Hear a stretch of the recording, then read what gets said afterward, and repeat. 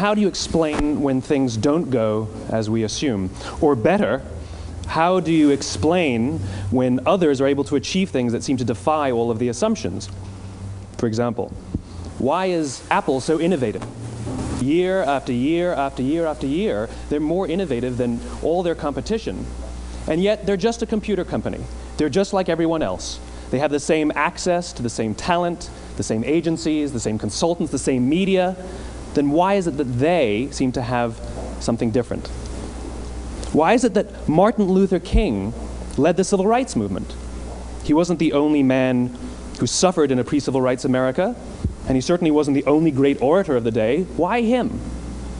And why is it that the Wright brothers were able to figure out controlled powered manned flight when there were certainly other teams who were better qualified, better funded, and they didn't achieve powered manned flight, and the Wright brothers beat them to it? There's something else at play here. About 3.5 years ago, I made a discovery, and this discovery profoundly changed my view on how I thought the world worked, and it even profoundly changed the way in which I operate in it. As it turns out, there's a pattern. As it turns out, all the great and inspiring leaders and organizations in the world, whether it's Apple or Martin Luther King or the Wright brothers, they all think, act, and communicate the exact same way, and it's the complete opposite to everyone else. All I did was codify it. And it's probably the world's simplest idea. I call it the golden circle.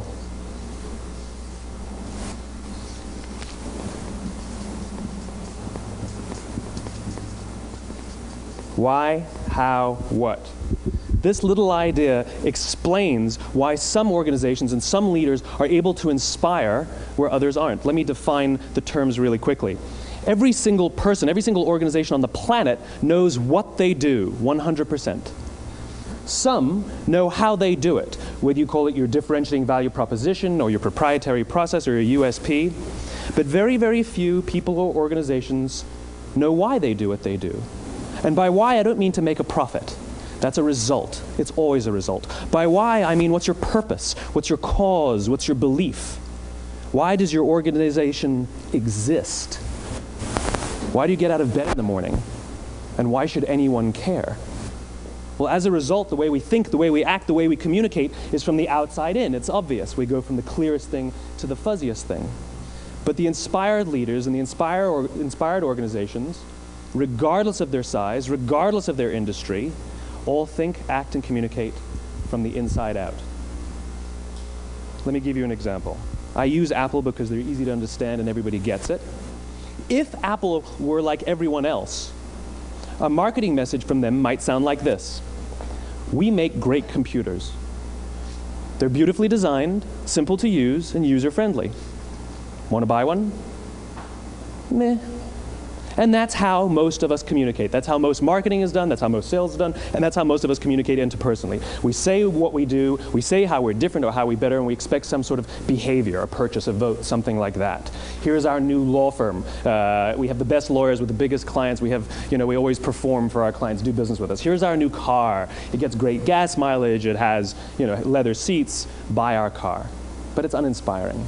Here's how Apple actually communicates. Everything we do, we believe in challenging the status quo. We believe in thinking differently. The way we challenge the status quo is by making our products beautifully designed, simple to use, and user-friendly. We just happen to make great computers. Want to buy one? Totally different, right? You're ready to buy a computer from me. All I did was reverse the order of the information. What it proves to us is that people don't buy what you do, people buy why you do it. People don't buy what you do, they buy why you do it. This explains why every single person in this room is perfectly comfortable buying a computer from Apple. But we're also perfectly comfortable buying an MP3 player from Apple, or a phone from Apple, or a DVR from Apple. But as I said before, Apple's just a computer company. There's nothing that distinguishes them structurally from any of their competitors. Their competitors are all equally qualified to make all of these products. In fact, they tried. A few years ago, Gateway came out with flat-screen TVs. They're eminently qualified to make flat-screen TVs. They've been making flat-screen monitors for years. Nobody bought one.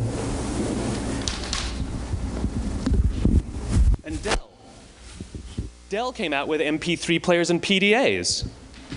And they make great quality products, and they can make perfectly well-designed products, and nobody bought one.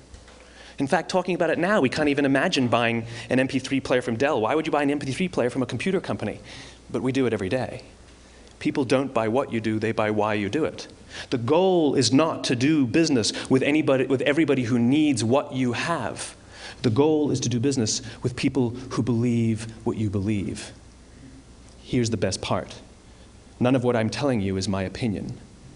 It's all grounded in the tenets of biology, not psychology, biology.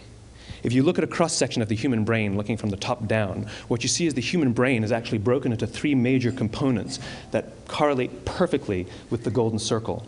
Our newest brain, our Homo sapien brain, our neocortex, corresponds with the what level. The neocortex is responsible for all of our rational and analytical thought and language.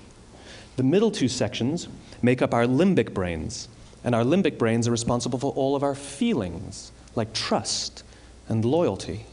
It's also responsible for all human behavior, all decision-making, and it has no capacity for language.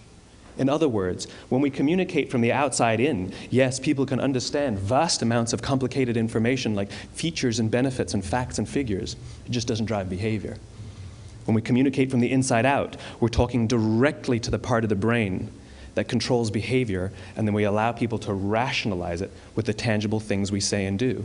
This is where gut decisions come from. You know, sometimes you can give somebody all the facts and your figures, and they say, I know what all the facts and details say, but it just doesn't feel right. Why would we use that verb? It doesn't feel right.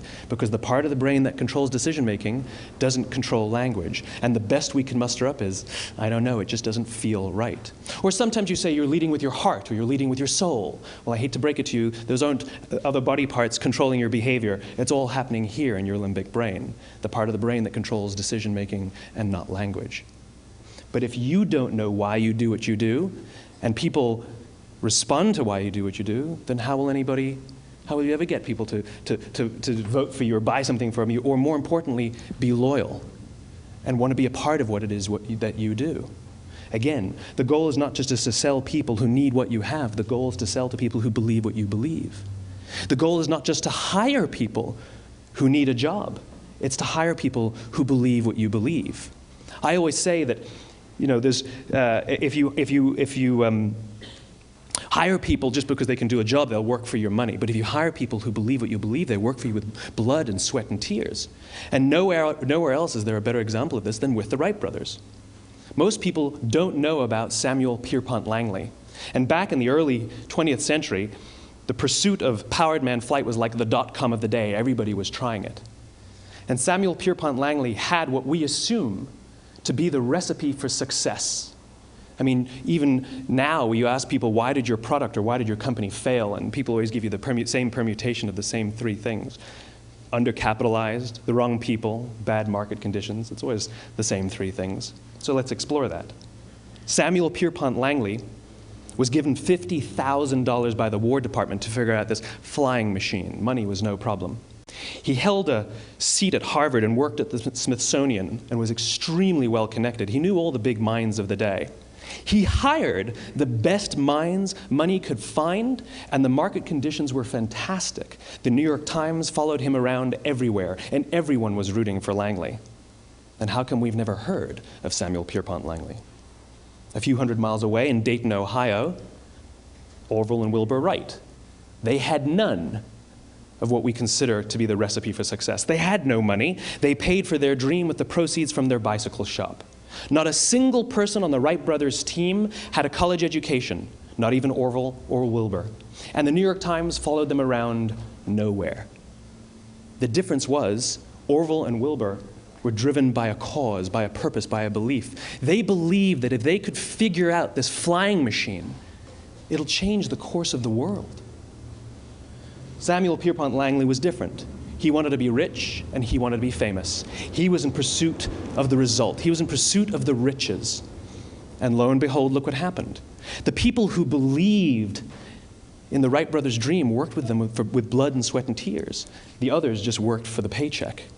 And they tell stories of how every time the Wright brothers went out, they would have to take 5 sets of parts because that's how many times they would crash before they came in for supper. And eventually, on December 17th, 1903, the Wright brothers took flight. And no one was there to even experience it. We found out about it a few days later. And further proof that Langley was motivated by the wrong thing, the day the Wright brothers took flight, he quit. He could have said, "That's an amazing discovery, guys, and I will improve upon your technology." But he didn't. He wasn't first. He didn't get rich. He didn't get famous. So he quit. People don't buy what you do, they buy why you do it. And if you talk about what you believe, you will attract those who believe what you believe. Well, why is it important to attract those who believe what you believe? Something called the law of diffusion of innovation. And if you don't know the law, you definitely know the terminology. The first 2.5% of our population are our innovators. The next 13.5% of our population are our early adopters. The next 34% are your early majority, your late majority, and your laggards. The only reason these people buy touch-tone phones is because you can't buy rotary phones anymore. We all sit at various places at various times on the scale, but what the law of diffusion of innovation tells us is that if you want mass market success or mass market acceptance of an idea, you cannot have it until you achieve this tipping point between 15 and 18% market penetration, and then the system tips. And I love asking businesses, what's your conversion on new business? And they love to tell you, oh, it's about 10%, proudly. Well, you can trip over 10% of the customers. We all have about 10% who just get it. That's how we describe them, right? That's like that gut feeling, oh, they just get it. The problem is, how do you find the ones that just get it before you're doing business with them versus the ones who don't get it? So it's this here, this little gap, that you have to close, as Geoffrey Moore calls it, crossing the chasm. Because you see, the early majority will not try something until someone else has tried it first. And these guys, the innovators and the early adopters, they're comfortable making those gut decisions. They're more comfortable making those intuitive decisions that are driven by what they believe about the world, and not just what product is available. These are the people who stood online for 6 hours to buy an iPhone when they first came out, when you could have just walked into the store the next week and bought one off the shelf. These are the people who spent $40,000 on flat-screen TVs when they first came out, even though the technology was substandard. And by the way, they didn't do it because the technology was so great. They did it for themselves. It's because they wanted to be first. People don't buy what you do, they buy why you do it. And what you do simply proves what you believe. In fact, people will do the things that prove what they believe. The reason that person bought the iPhone in the first 6 hours, or stood in line for 6 hours, was because of what they believed about the world and how they wanted everybody to see them. They were first. People don't buy what you do, they buy why you do it. So let me give you a famous example, a famous failure and a famous success of the law of diffusion of innovation. First, the famous failure. It's a commercial example. As we said before a second ago, the recipe for success is money and the right people and the right marketing conditions, right? You should have success then. Look at TiVo. From the time TiVo came out about 8 or 9 years ago to this current day, they are the single highest quality product on the market. Hands down, there is no dispute. They were extremely well funded. Market conditions were fantastic. I mean, we use TiVo as a verb. I TiVo stuff on my piece of junk Time Warner DVR all the time. But TiVo is a commercial failure. They've never made money.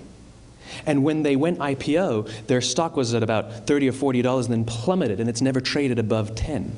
In fact, I don't think it's even traded above 6, except for a couple of little spikes. Because you see, when TiVo launched their product, they told us all what they had.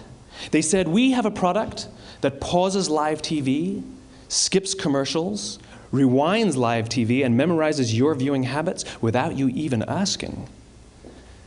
And the cynical majority said, we don't believe you, we don't need it, we don't like it, you're scaring us. What if they had said, if you're the kind of person who likes to have total control over every aspect of your life, boy, do we have a product for you. It pauses live TV, skips commercials, memorizes your viewing habits, etc., etc.